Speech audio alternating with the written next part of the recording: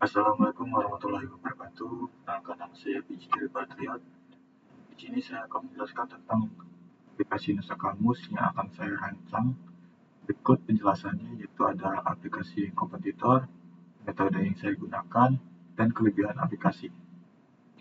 Berikut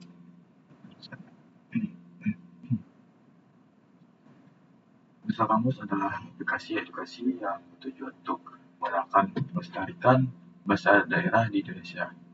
Aplikasi ini hadir sebagai solusi digital untuk membantu masyarakat memahami, belajar, dan menggunakan bahasa daerah dengan lebih mudah. Dengan desain yang ramah, mengguna serta fitur pembelajaran interaktif seperti kuis dan tantangan bahasa. Nusa Kamus tidak hanya berfungsi sebagai kamus digital, tetapi juga menjadi sarana edukasi yang menyenangkan bagi pelajar, peneliti, dan masyarakat umum. Eh, Alasan saya membuat aplikasi ini adalah untuk melestarikan bahasa-bahasa daerah di Indonesia agar tidak punah. Selain itu, pengembangan aplikasi ini diambil dari tema SDGs poin keempat, yaitu Quality Education, yang berfokus pada penyediaan pendidikan berkualitas, inklusif, dan mendorong pembelajaran seumur hidup untuk semua orang. Berikut aplikasi kompetitor yang saya temukan, ada berjumlah dua. Berikut aplikasi pertama, itu Kamus Bahasa Daerah Indonesia. Aplikasi Kamus Bahasa Daerah Indonesia ini juga dikenal sebagai BDID, adalah aplikasi edukatif yang dikembangkan oleh dari Jasa Edukasi. Kelebihan aplikasi ini itu pertama, ada cakupan bahasa yang luas, mendukung banyak bahasa daerah dari berbagai wilayah di Indonesia. Dan yang kedua, ukurannya ringan. Dengan ukuran sekitar 5 MB, aplikasi ini tidak membebani penyimpanan perangkat. Dan untuk kekurangannya, aplikasi terlalu banyak iklan. Setiap pengguna mencari kosakata akan muncul iklan 15 menit. 15 detik. Dan untuk aplikasi komputer yang kedua, itu ada aplikasi Badaju. Aplikasi Badaju ini adalah aplikasi edukatif yang dikembangkan oleh Karya Ulu Lebu atau Kule. Kelebihan aplikasi ini adalah cakupan fitur yang luas, tidak hanya sebagai kamus, tetapi juga menjadikan aspek budaya seperti puisi, lagu, dan informasi pariwisata.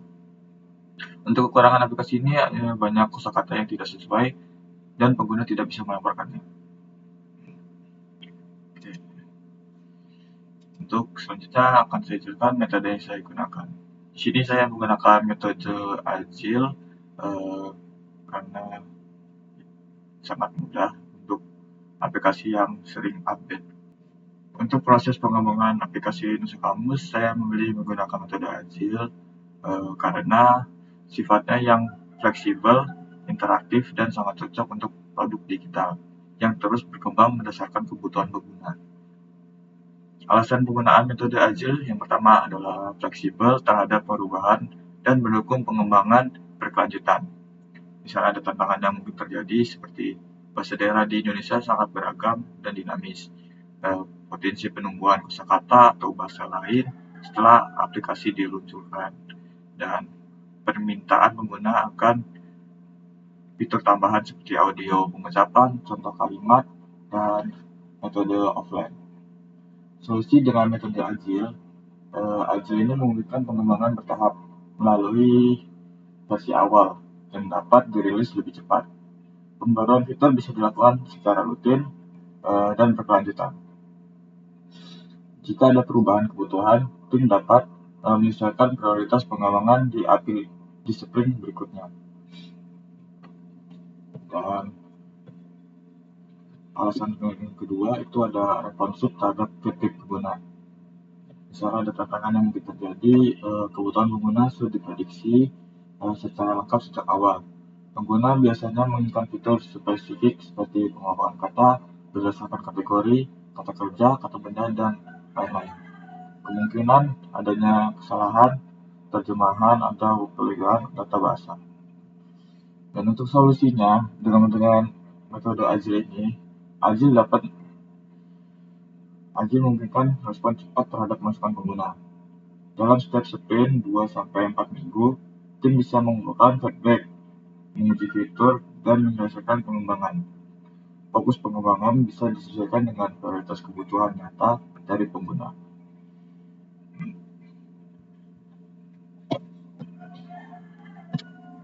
Di kesimpulannya, dengan metode agile ini, dengan pendekatan agile, pengembangan usaha kamus akan lebih adaptif, terfokus pada kebutuhan pengguna, dan memiliki kemampuan untuk berkembang secara berkelanjutan.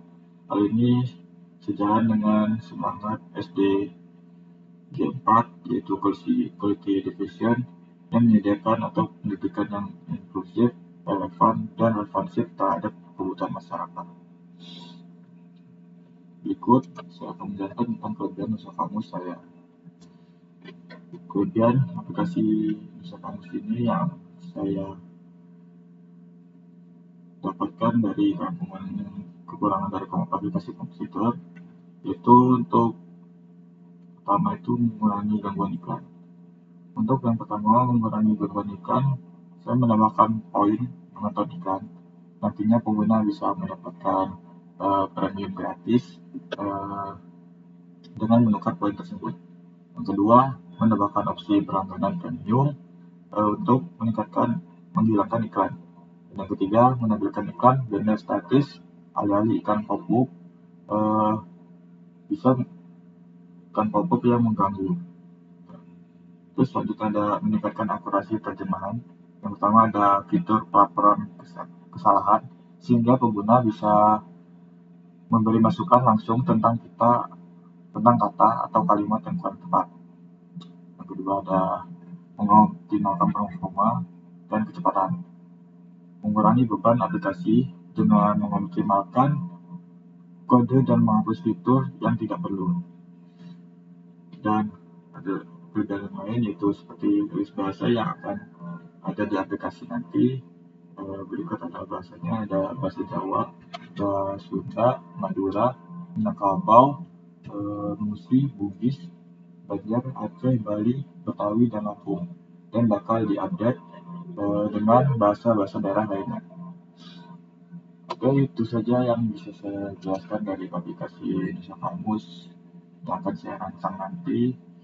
Sekian dari saya, mohon maaf kalau ada salah kata. Wassalamualaikum warahmatullahi wabarakatuh.